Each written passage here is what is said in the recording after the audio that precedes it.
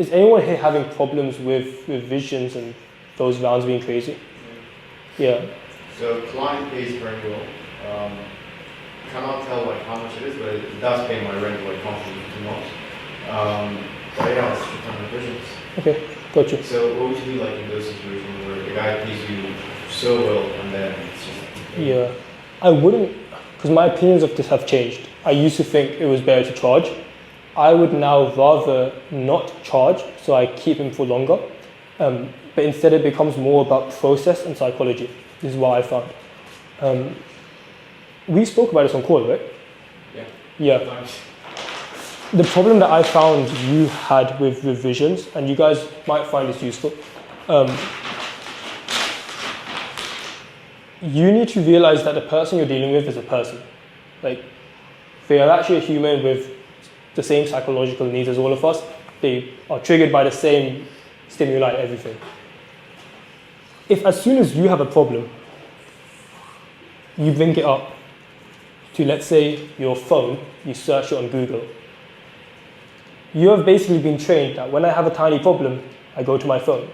Now, this is fundamentally what happens with social media. You've got, I have a tiny impulse, no matter how small that impulse is, therefore I go on my phone. If you train your client to do the same thing, which is they have a tiny problem, they give it to you, and you instantly get it done, is that fine once or twice? Yes. But if longer term you train them where, even if this problem is tiny, and you do it straight away, doesn't matter if it's 12 in the morning, doesn't matter if it's 4 a.m., doesn't matter, if you just do this, you're basically just training them.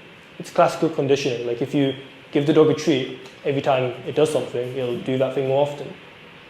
How quickly are you doing the revisions, and how small are the changes?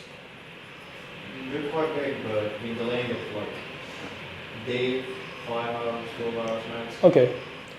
The way I like to do it is more, I will work on them the next day. So that gives them the whole day to basically, let's say in the morning, they give some revisions, and then midway, they randomly, while having lunch, think of more things to do. I don't lose out because of this. It's fine, you want to make the changes, that's your right as a client. But I'm not going to like make the change here, and then here they have more changes, and because I've given something in, now they have even more changes on that, it just compounds on itself, if you know what I mean. And that's where you get people saying, oh, I know you did this last revision, but can we go back to the original one? And it's like, you get these weird things like that. But I just like to train them like, hey, appreciate you sending that through. Feel free to send anything else you want. I'm going to be working on this tomorrow morning. Like, you tell them. As long as you communicate, like, people don't have a problem with it. Does that cover it? Yeah. Cool. Talking ghosting then, I wouldn't ghost. Yes. If you're a freelance video editor and you want to get more clients, I've got something for you. It's a completely free outreach tracker. It's the same one we use with all our coaching students, and it's going to allow you to be able to send more messages to potential clients, get more replies, and also be able to close them at higher rates. So go get that free tracker in the description. After you signed up for it, I'm going to send it straight to your email. I'm going to give you a bit more information on how I personally help video editors. So if you do want to get more help, you can apply there. But whether you get my further help or not, just go and get the free tracker for now, because at least you're going to be able to run this on your own for a while.